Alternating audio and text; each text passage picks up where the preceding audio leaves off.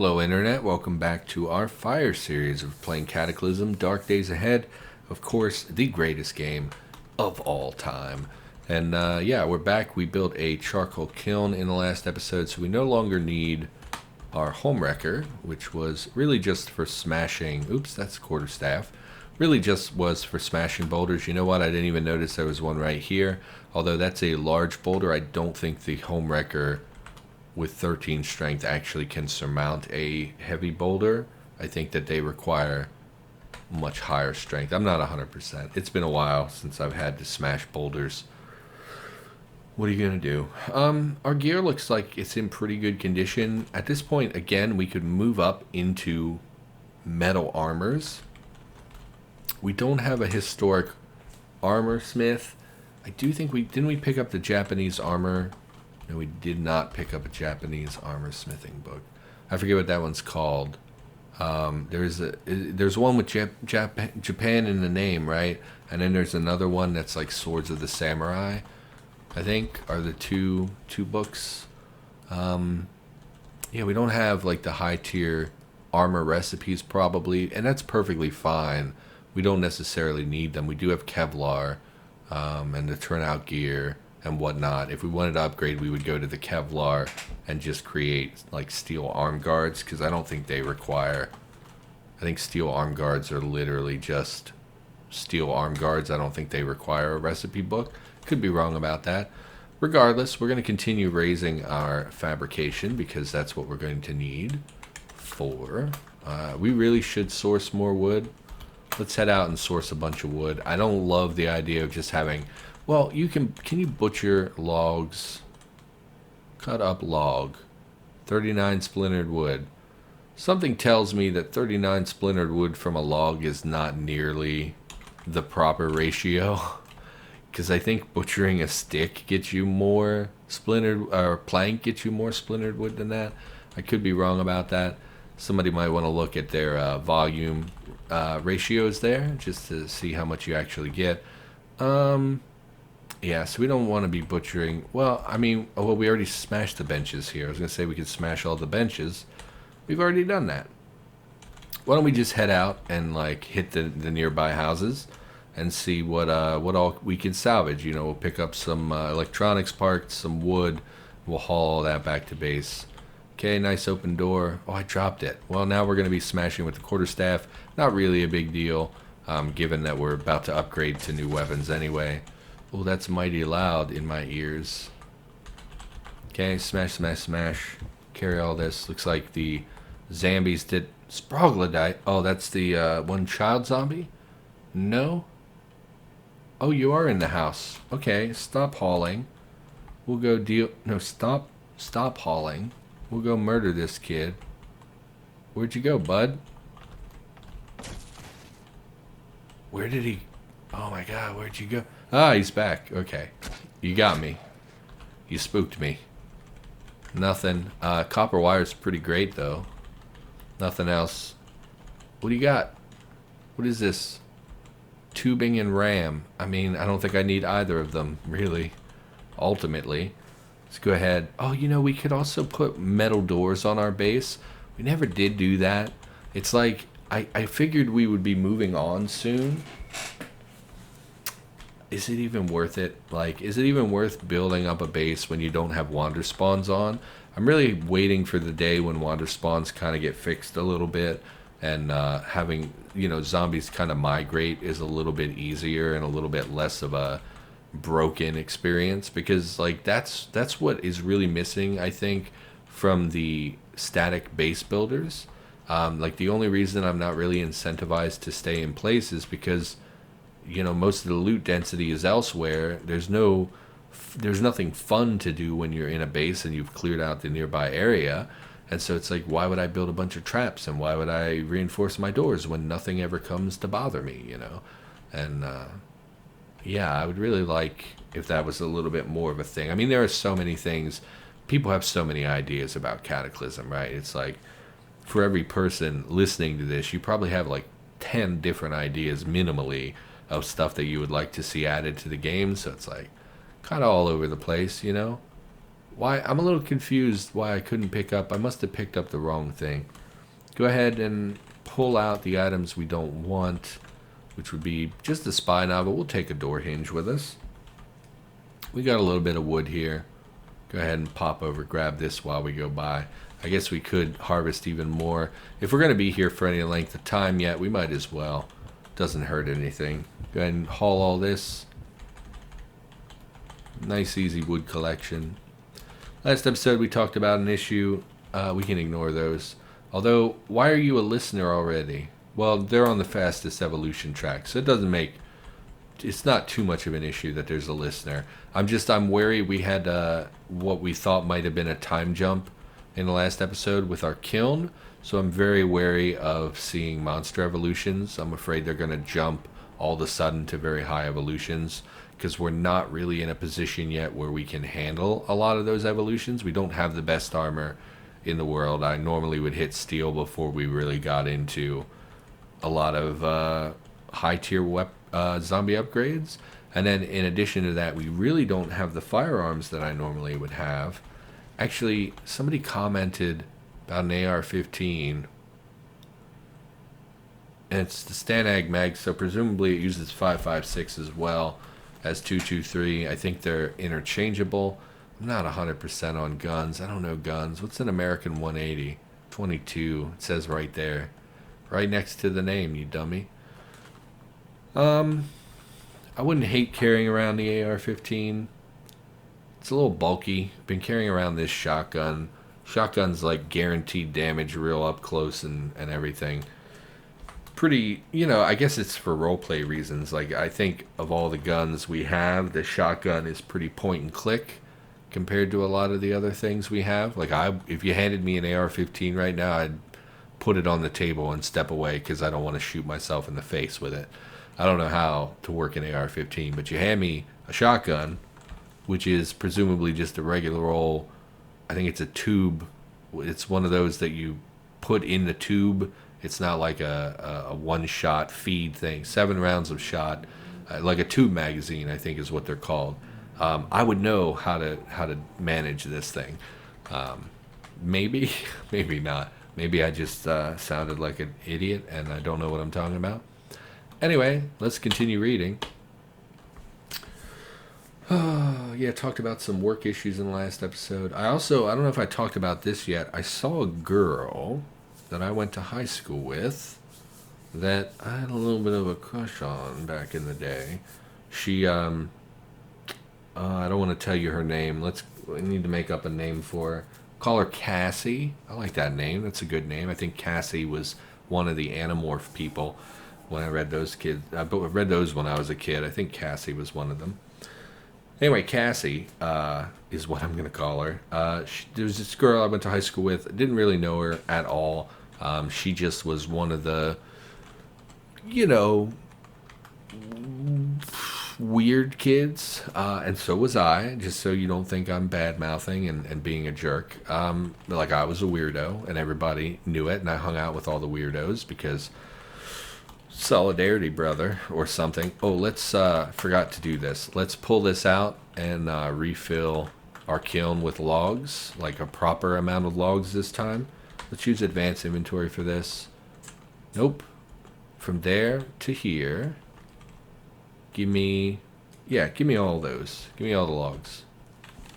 Haul those bad boys over here. Can we walk over the kiln? No, so we have to put them in manually. That's okay. Anyway, she was a bit of a weirdo. Like one of those girls, like I thought she was pretty, but she was a little, she wasn't particularly skinny. I don't think she was like really overweight or anything, but she wasn't skinny, which is what everybody wants you to be when you're in high school. God forbid you be average sized in high school. They'll hate you for it forever. And I thought she was real pretty. She had a beautiful smile. And if you've listened to this channel for any length of time, you know that the only thing I need from a woman in order to fall in love is that she have a pretty smile and she be a pretty decent person. And one of those is pretty easy to find, and one of them is impossible. Oh, what am I doing? I want to cook. Give me bread. We're making 1 week parish. time. 10 portions. Give me one bread. I want to eat like a proper meal before we go to sleep. Give me meat sandwiches. Really? Oh, neat? No, not neat. Meat. Give me meat sandwich times 2. Because there's 2 charges of chicken in a can. Fingers crossed. I don't want to like waste a bunch of chicken. Yeah, it would be up here. Chicken. Yes, so we use the full charge. We now have meat sandwiches, which we can eat, which should have a lot of calories because they are meat sandwiches with chicken. Not actually as many as I would like, but it's a fair number of calories. We are sated. We're going to be engorged when we drink, probably. The bread will keep. Go ahead and leave the bread alone. Get yourself some water. Try not to be... We're immediately engorged. I don't think... Oh, we're very thirsty, though. Don't puke. No, don't do that. No, don't run. Let's rest for 5 minutes. And 5 more minutes. Okay, and drink some more. I don't want us to go to bed very thirsty. I just don't like the idea of that. It's silly, but when I go to bed and I'm thirsty, it ruins my ability to sleep. Put out the old fire, go to sleep. Anyway, Cassie was kind of a peculiar girl. She didn't have a whole lot of friends. She hung out with some of the weird girls that I kind of knew. And well, like one of them, well, like 3 of the main girls in her clique had a crush on me because I was like I don't want to go into like a whole story, but like I was like a figurehead for them. I was part of a organization that they were a part of, and I was, I was weird, but I was also like, okay, so when you're a weirdo in high school, because I was one, and I can speak from experience, when someone that you perceive as attractive or really smart or really fun or someone who looks like they're from a different clique than you, when they pay you attention and you're kind of this weirdo who doesn't have a lot of friends, that means a lot to you. And so you cling a little bit. You latch onto that person and you like them a lot more. And so it was like that. So these were kind of weirdo girls that were like a year under me in school.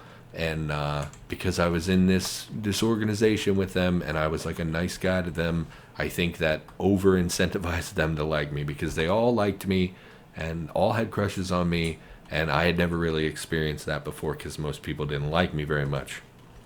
So, when there was like a high school dance or whatever, these girls all would come to me and my small group of friends who were weirdo guys so that they had someone to dance with, right? It's a nice thing. The weirdos dancing together, I guess. And so, one of these girls, her name was Cassie, or that's what I'm pretending her name is. I know her name. I was going to say I don't even know her name, but I do. I bumped into her recently, and she's just waitressing.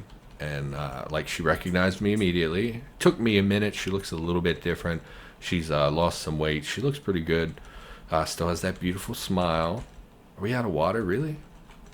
Water? I mean, we have all this water, but yeah, I would like a big old jug. Let's boil some water. Water. Clean water. Times 15, please. Saw her waitressing. She recognized me immediately and took me a moment to place her. She does look a little bit different. But then, we got to talking, and she mentioned that, like, during high school, I was, like, the only guy she ever got to dance with in high school. And I was like, that can't be correct.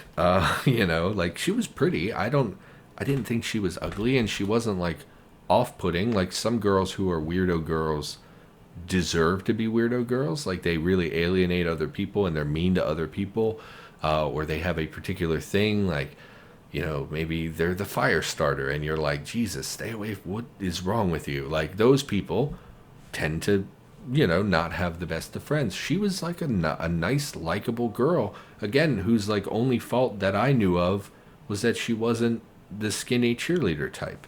And so I was like, that can't be true. And she's like, no, it's true. Every year, we would go to, like, not homecoming, but like, another dance that they did like 3 dances a year. And she said, you would be in the back, And she mentioned my one guy friend. She said, you two were always in the back and you would dance with all the ugly girls. And I was like, you weren't ugly. Like, I didn't want to tell her, like, you're very pretty and you've been very pretty since I've ever known you, because that's a little forward for someone I haven't seen in 10 years and have talked to for 3 minutes. But she's very pretty now. And we talked a little bit, and like, I've been thinking about her a little bit, and I don't want. Okay, so like if I were a teenager, like back when I was like 19, and I saw this girl, let's say, if I was still in that mindset today, I'm 31, that I was in when I was 19, and I saw this girl that I knew from high school, my first instinct would be to try to sleep with her back when I was like 19. I wouldn't care about her as a person. I was a really bad person back then. It would just be about, oh, it's a new girl. She seems open. She was a little flirty when we talked. She seemed like real flirty, and she asked me about, she asked me if I was dating, which is usually not something, maybe people just ask that, but between that and her general flirting and referencing, like, she said a lot of really nice things about me. It just seemed like flirting. I'm a little out of practice, but it seemed like flirting. And the old me would have tried to sleep with her, but the me now is like, I'm never going to see her again. And I felt embarrassed that, like, someone had positive memories of me. Like, I feel like my whole life I've been this shit person, and the fact that somebody remembers me fondly actually made me uncomfortable. And it's like, I don't know if I've ever felt like that before. It made me feel really weird that she was saying nice things and kind of treating me like a human being, because I feel like in my day-to-day life, I don't get treated like a human being. I feel like people don't think of me as a human being, and I don't think of myself as a human being. And it was just this really peculiar interaction. And I know if I went to like therapy and I told them about this, they would be like, why don't you go back and see if you can get her phone number? Why don't you, reach out and make a human connection with another human being? And all I can think is like, no, like, I don't want that. She seems fine. She seems like a nice girl, but in the back of my head, I'm like, no, I'm a bad person. She's better off not being around me. Because a lot of people would tell me, like, I don't get a lot of interaction with people. They would tell me, like, it's the first person, that's flirted with you in a long time. Why don't you at least see if something's there? You said she's pretty. You said she seemed nice, whatever. They would encourage me to do that. And then that was in the back of my head. Like, after I left and I went about my business, and the next day I was thinking about her, and then today I was thinking about her, and in the back of my head I know everyone would be like, why don't you go talk to her, get her number, you can at least be friends and it would be good for you and all this stuff. But I just feel, I don't know. I was going to talk about this because I thought it would help me sort out what I feel, but mostly I'm just confused. I don't feel like I should be around other people. I feel like I know I've changed a lot in the last decade. I was a very bad person when I was a teenager and when I was in my early 20s. And I know I've changed a lot. And, like, again, this is real evidence of it, just talking to her and not having, like, dirty thoughts or, like, trying to hit on her. Like, because that's all I did when I was a teen. It was like, oh, a new female that I've, have had limited interaction with. I wonder what she looks like naked. And that was such a priority to me when I was a teen. And that was like, and like, that's not the only thing that made me a bad person. We've talked about me fighting and being violent and stuff, but like, yeah, I really mistreated women when I was a teen and like early 20 something. Not mistreated. It's not like I beat people or anything like that. It's just, I wasn't good to my girlfriends. I cheated on more people than I like to admit, and just was not a good guy. And I feel like, when I meet somebody and they're decent and they're nice, everyone tells me, like, why don't you go back and talk to them? And all I can ever think is like, nah, I'm still a terrible person that doesn't deserve to have that. Well, we shouldn't talk about this. This is getting depressing-ish. I didn't think it'd be like this. I thought I would just come and talk about it, and it'd be like a fun, hey, I saw a girl that I, used to hang when I was a teenager. We danced and stuff. And I thought it'd be a fun conversation, and it's not turned out to be that. We can now look at weapons. God, this conversation. I'm sorry, Internet. I do this a lot, like where I get an idea of something to talk about, and then when I talk, like I did that a couple episodes ago. I mentioned watching Apollo 13, and I talked about my first boy crush was when the guy I watched the movie with for the first time. And like I thought, oh, that'd be a fun thing to talk about. But then when I started talking about it, I was like, I just sound so stupid and so weird and nonsense. Like I just I don't know. So a glaive has medium block, wide strike, reach attacks. It's a high tier weapon with reach attacks. I don't know how much that matters at this point in the game. Kind of just want another Warhammer. Problem with the Warhammer is that it splits damage. So if you see, that's right, focus on Cataclysm. Pretend you're not an awkward, effed up, broken inside person. Let's just talk about Cataclysm. So you'll see it splits the damage. It has 20 bash and 20 pierce. This is a problem. So when you are attacking, let's say, a brute, right, has, I don't know, I could pull up their damage number, their armor numbers, but it doesn't really matter. Let's say a brute has 25 bash protection, right? This is not correct, but let's say they have 25 bash.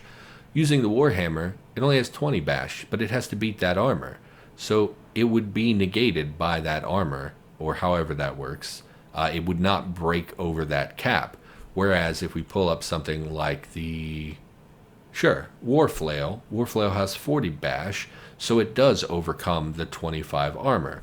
So when you split the damage like that, you're actually, it's fine for creatures with less armor, but when you're trying to beat a specific armor type, you really need high damage in that particular category.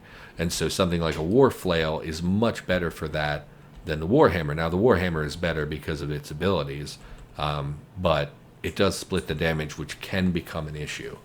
So I don't know if we would want to go with that. I like Morning Stars. They're pretty cool. Morning Star is garbage. Okay, that's fine. Didn't expect that, but that's fine. Halberd, also pretty good. Makes reach attacks. I don't love it. It's pretty slow. How slow is the glaive? Also pretty slow. Actually, not that slow. If we look at like the Warhammer, it's probably, it's at 100. That's pretty quick for what I expected to be a heavier. I mean, I guess Warhammers aren't super heavy. Anyway, stop rambling. What's a battle axe do? 50 damage, brutal strike. Yeah, I mean, we could go cut. Well, at this point we've been training bash. What's our bash at? Bashing weapons is 4. Yeah, I kind of would like to continue using a bashing weapon. Warflail is probably the best one. It's just so damn slow. And it doesn't really have the abilities I'm looking for. Lucerne Hammer is better than the Warhammer. It's considerably slower. The mace was garbage, if I remember. I liked that the mace had a high damage, but it was like, no techniques at all, just sweeping attack. We really want something that at least has some kind of block on it. I think the Warhammer is probably the best one. We could go to Iron Shod, but like it's not better than the Warhammer. The Warhammer is better. Yeah. So let's get our tools in order, I guess. Even despite all the lumps of steel we've brought, it's not enough? Okay, we need more lumps of steel. Yeah, Internet, this is something that's going to continue happening in my content, where until I start interacting more with other people, is very difficult for me to relate to other human beings. It is difficult for me to feel like people are able to relate to me, because I have been through a lot in my life, things that were very traumatic, things that have shaped me into the man that I am today. And I think it's just beyond the scope of what a lot of other people have experienced. So it makes it hard for me to feel like I can relate to quote unquote normal people, people who haven't been through really traumatic things. And to be fair, the girl I was talking about, I've already forgotten what name I gave her. I'm pretty sure she's homeless right now. Like, I think she's living in her car. So it's not like she's got a perfect life that I can't relate to. It's just, I don't know. I feel like I can't relate to normal people. She just seems too normal, too well adjusted. Everyone has baggage, but some people have a whole lot more of it than others. I don't know, internet.